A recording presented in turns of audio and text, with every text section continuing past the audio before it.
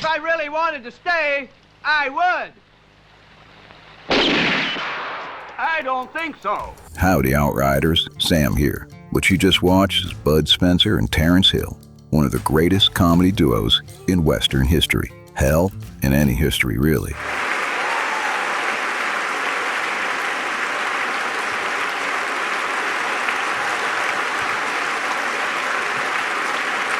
They knocked the spaghetti western flat on its back and made it laugh while it was down there, with beans, slaps, and some quick draws. These are the 10 westerns I have in my collection, and the top 2, they're the reason I'm sitting here talking to you at all. All right, let's ride.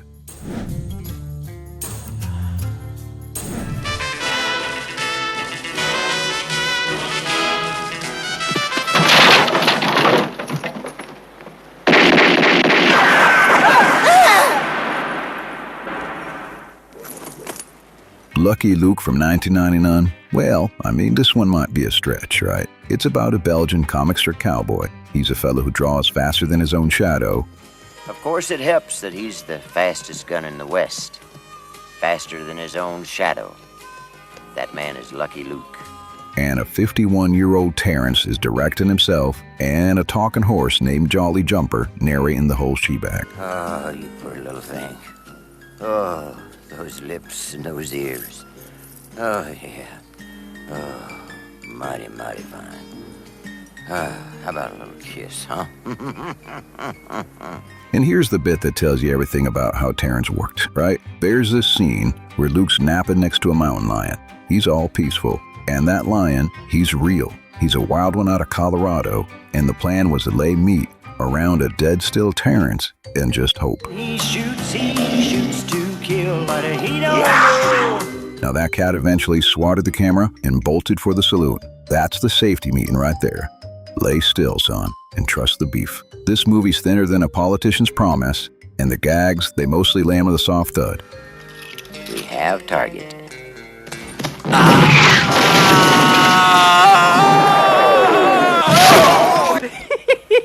And you can feel the tank running near empty. It definitely could have used Bud Spencer, but that long, lonesome face under that white hat still had something. It's worth a look for some diehard, but for everybody else, there's some better ones coming up. Bullseye! Let's get them!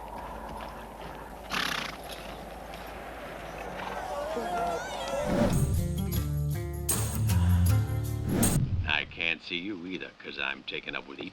Nobody's gonna eat around here anymore.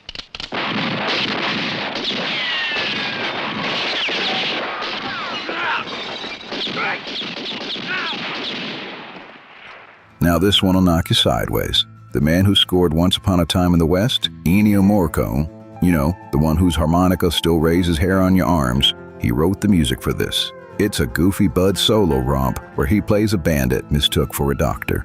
Now the setup, it's a hoot. Bud springs his Indian buddy Cocoa from the cavalry by dressing as a chief and lining up a field of wooden dummies to look like a war party. And it works, until the cavalry walks up and knocks him over. Not now. What is it, Major? They're dummies on a stick.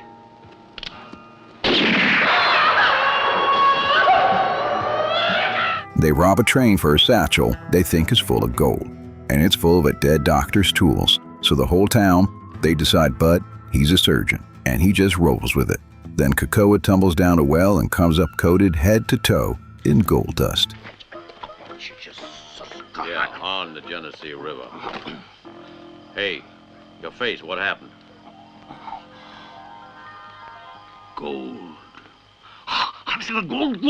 And that's the secret the bad guys are killing over. A vein right under Main Street. And the bit folks quote forever, it's the food duel against Sheriff Bronson. He's a real prize fighter who went 12 rounds with Muhammad Ali. I ain't fooling you there. Bud sits across with him, just deadpans. The secret behind eating is to approach it scientifically and splits a whole turkey clean in two. Then he goes and rips a tin plate in half with his bare hands like it was a soda cracker.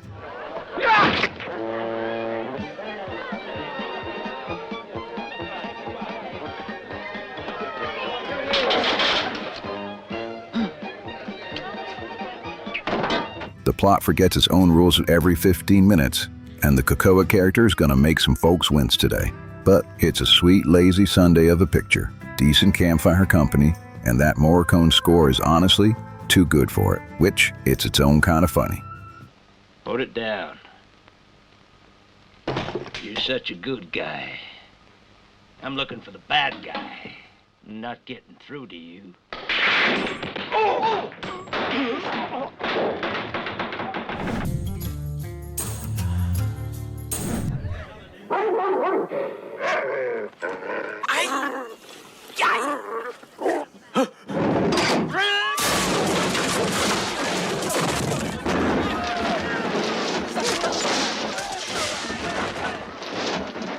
This one here will probably put a lump in your throat if you let it. Troublemakers, it's the last picture Bud and Terence they ever made together, 25 years after that horse first dragged Trinity across the desert, with Terence himself behind the camera. What a beautiful day. I tell you, Troublemakers, I'm your fucking blood! Losers, you'll be responsible for your health here! Yeah, Merry Christmas to you, too. The setup is just pure comfort food. Terence is Travis, he's the fastest gun in the West.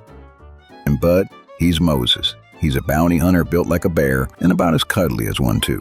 And their dear old Ma, played by Ruth Buzzy of Laugh-In, she's swinging a handbag and wants her estranged boys home for Christmas. Dear Lord.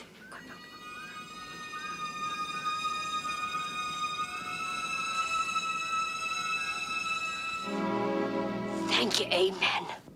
Now I ain't gonna lie and call it good. It's the Trinity playbook run one more time, but on tired legs. The script's thinner than church coffee, and the gags landing with a polite pat instead of a wallop. Huh? We can have a duel.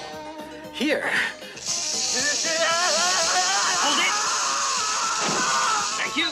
But here's the reason why it's not dead last. You just watch the way these two old friends still move around each other. 25 years of knowing exactly what the other fellow will be, when to set up the slap, how long to hold the look before the punchline. You can't fake that, and you can't teach it. So no, it's not a great picture, but it is their last time. The final handshake on one of the great partnerships that movies ever gave us. And that counts for something a star rating can't measure. So tip your hat on the way past this one. You're watching a goodbye, even if nobody in it knew it that this was what they were filming.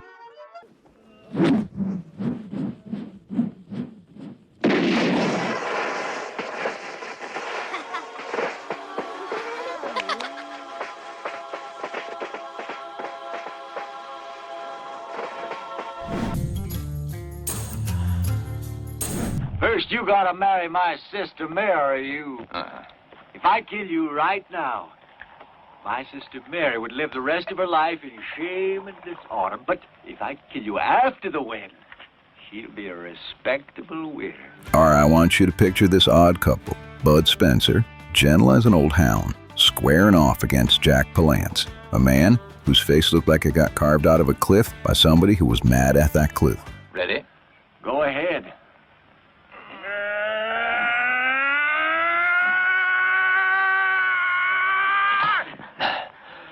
Palance, he plays a gunfighter pimp named Sonny, who's chasing Bud across the territory because Bud supposedly ruined his sister. His revenge plan is a thing of beauty. He forces Bud to marry the girl first, because a widow's respectable, where a ruined girl ain't, and then shoot him. But then she turns up pregnant, and Sonny postpones the kill until the kid turns 21. That's a grudge with a payment plan. Hey, you. Why didn't you kill me? Because I want to see you suffer.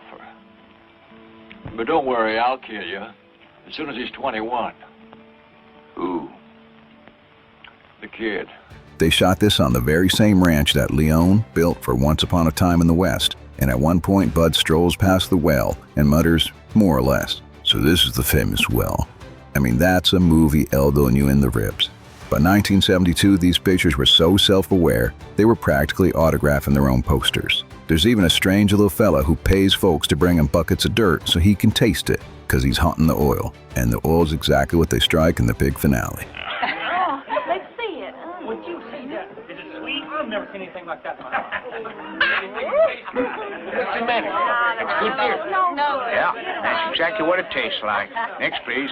Bud's saddled with an orphan boy named Chip, which softens a big man up nice. It's basically Shane, with the funeral swapped out for a fist fight. Palance is having a ball, just chewing cigars, 20 years before City Slickers reminded America that this guy could be funny. Now I'm gonna level with you. It's slower than a rattler on a cold January morning, and that first 20 minutes tests a man's patience. But the oil-soaked brawl at the end pays you back. The left, the right, then back. The left, the right, then back. Take the gun. No, Sergeant. I want to be free like a buzzard. I want to be free. He's crazy. Saw it down. I want to live. No.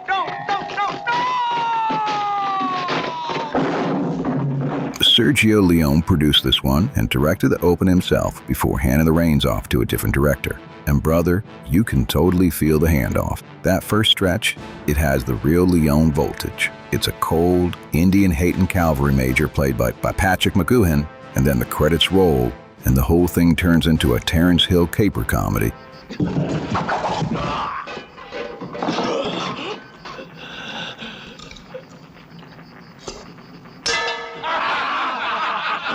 It just never quite picks a lane. It's like ordering a steak and getting half a steak and half banana split on the same plate. The plot, basically it's a long con. Terence is a slick grifter called Joe Thanks running an elaborate scheme to lift $300,000 off the major and hand it back to the folks he stole it from. Now he's got two partners, a half-Indian fella who flops belly down to listen for trouble. No, I didn't. Where did you go to? To my right.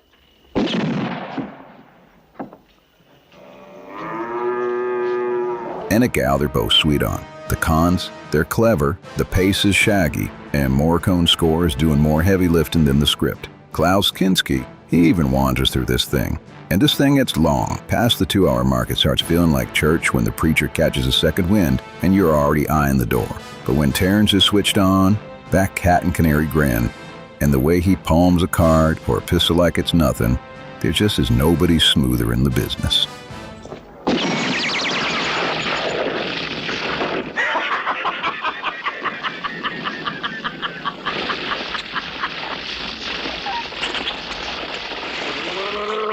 Don't play the clown.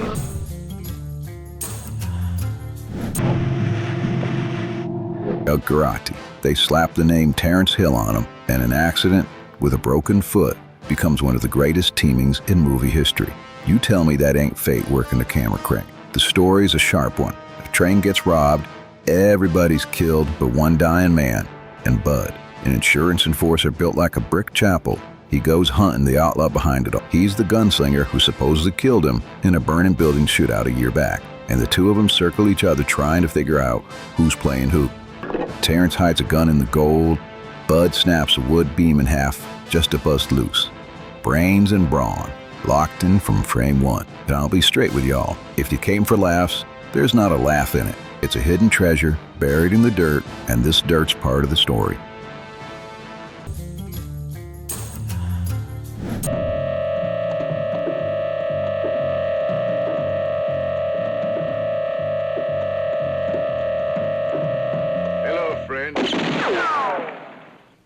Put that thing down. We're going to talk about a circus, because they set this Bud and Terence Western inside a traveling circus. You know, you got your trapeze artists, strongmen, a jazzy score, and the man from The Professionals in Spartacus swinging through the air on a trapeze, firing a six-shooter. You sit with how strange that sentence is for a moment, because Boot Hill is, with no real argument, the weirdest picture these two ever made together. The plot's grim, a town boss named Honey Fisher who's squeezing miners off their gold claims, and the circus folks throwing with Cat and Hutch to bust him. The first half's a slow, downbeat suspense piece. Terence wounded and bleeding, hide in the wagons where the killers hunt him through the camp.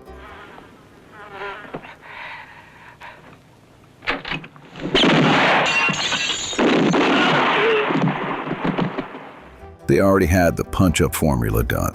They knew it printed money. Instead, they made this melancholy circus-inspired dream that climaxes with the whole troupe turning the big top into a trap. You know, acrobats dropping on the bad guys from the riggins. That's enough! Yeah, it sure is. Hey, you son of a cold. Hey, you. Murderer. Half the spaghetti crowd flat out hates this movie, calls it one of the most disappointing of the bunch. And I'll give you a fun fact here. Woody Strode got $75 grand for 10 weeks here, after taking $1,000 a week on the professional 2 years prior. Good for him.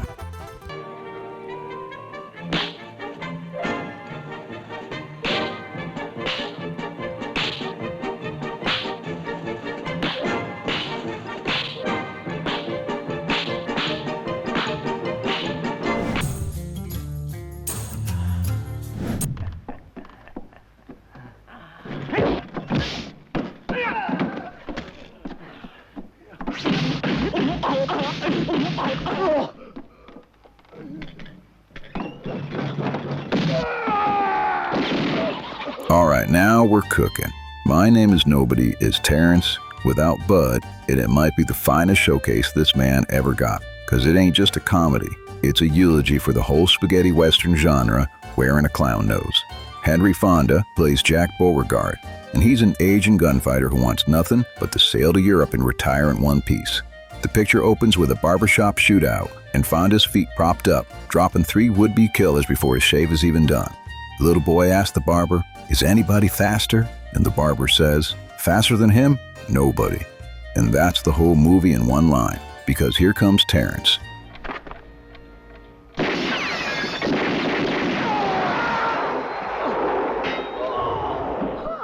Ain't nobody faster on a drawer than him? Faster than him? Nobody.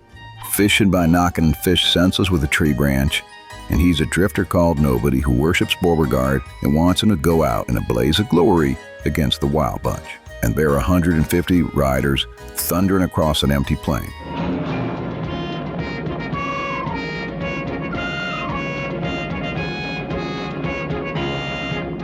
The kid's trying to write the old man a legend, whether the old man wants it or not. The comedy's some of the best physical clowning since the silent days. There's this Hall of Mirrors bit where Nobody torments 2 goons through the glass. Me too.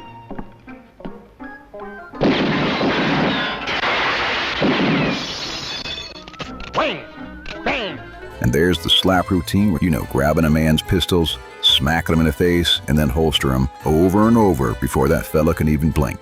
Fellas like you never seem to catch on. It's actually very simple. Now pay attention, huh?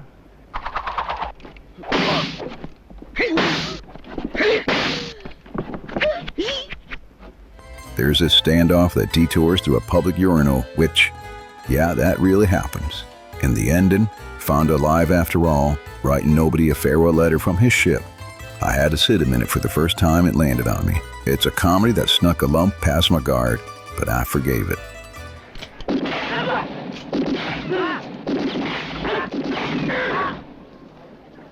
I wish I'd never seen ya.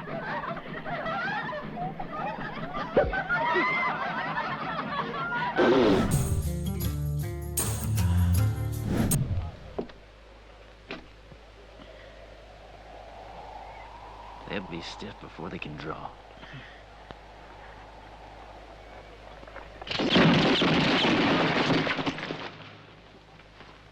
Just gonna start this one off a little story about my dad, who made a VHS with 2 movies on it. They Call Me Trinity was the first one on that tape, and this is the first Western I actually ever laid my eyes on. And it opens up with Terence, flat on his back, being dragged across the desert by his horse. He's the laziest gunslinger God ever built.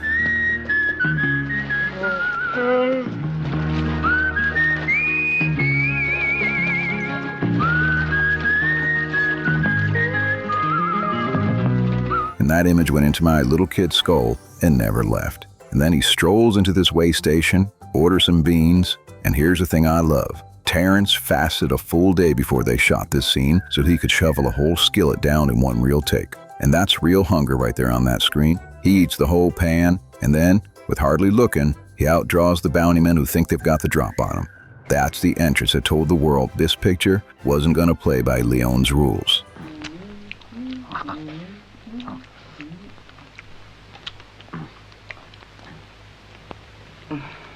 Now let's talk about the fellas giving our boys some grief. Because half the joy of this movie is the bad guys. There's the respectable villain, Major Harriman, and he's a mustache Farley Granger, doing a silky faux southern drawl while he tries to run a colony of pacifist Mormons off their grazing valley.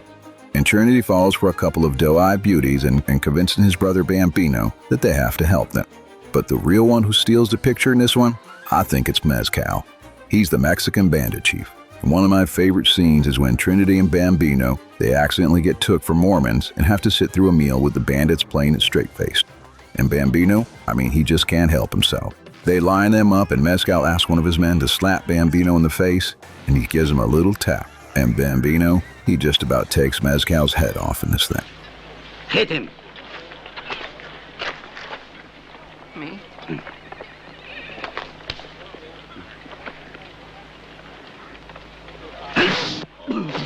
And this thing, it all builds to the finale, where Trinity and Bambino teach the gentle Mormons to throw some punches and unleash them on the goons and Mezcal's whole crew in one glorious barn-raising of a brawl.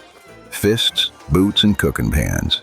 Folks have argued for years that Mel Brooks watched this and filed it away for Blazing Saddles, and you know what? I believe that to be true. The fights are featherweight and joyful. Nobody actually bleeds in this thing. A man, he gets slapped, he spins like a top and lines up for more. You go up.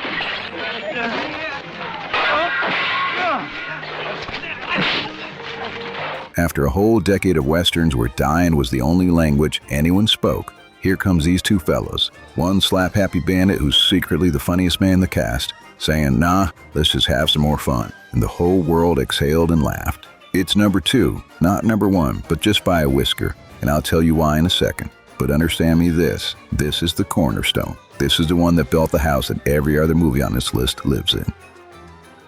Anything in particular you're interested in? Yeah. Would you mind showing me your underwear? Hey,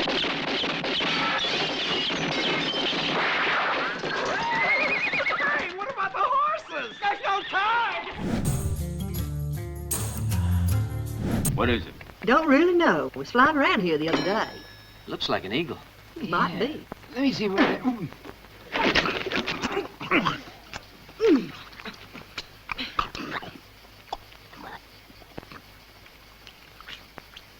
And this here is the other movie on that VHS tape. And the sequel, it's actually funnier than the original, in my opinion. It opens with Bambino trudging through the desert, hauling his own saddle, and he comes across these 4 escaped convicts. And he just goes and helps himself to the beans and knocks this guy in the head.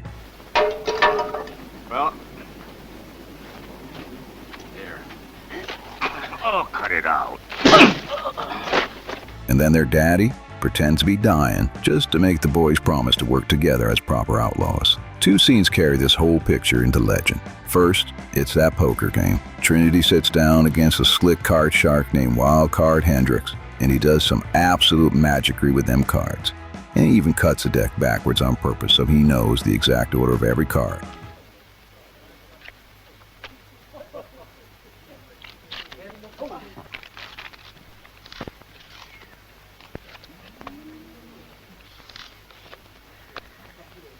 Folks, they've been flagging it as a goof for years, till Barboni said, nope, that's Trinity cheating in plain sight. When Hendricks calls him out for a drink and a duel, Trinity, he draws, holsters, slaps him in the face, draws, holsters, slaps him in the face just over and over, so fast that he doesn't even have time to register what the hell just happened.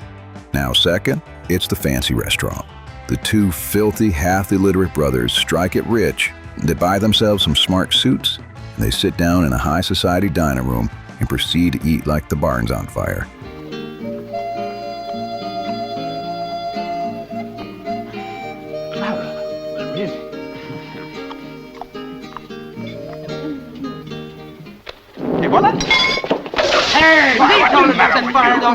While the gentry look on like they've seen the end of the world. And here's the kicker. That scene, it was never written. Terrence and Bud made the whole thing up on the set, and you can feel it. Just 2 old friends playing together.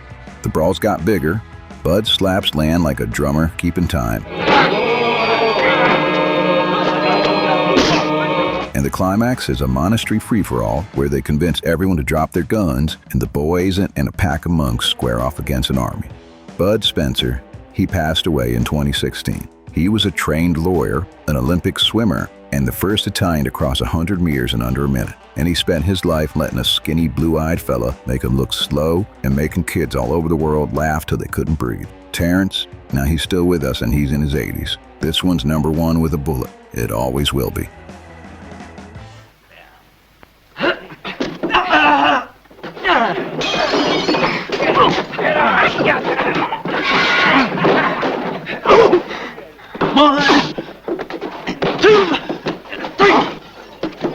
Two men, one built like a mountain, one quick with a wink. Between them, they made the West feel like a place a fella might actually want to live. Sunny, silly, and safe in the hands of somebody big enough to fix it barehanded. If this hit you where you live, why don't you go check out some of the other videos we got on this channel to pass the time. Maybe even subscribe and throw down a like. That way you'll get notified of what's coming up next. And until then, lock and load, partners, and keep the reels a-rolling.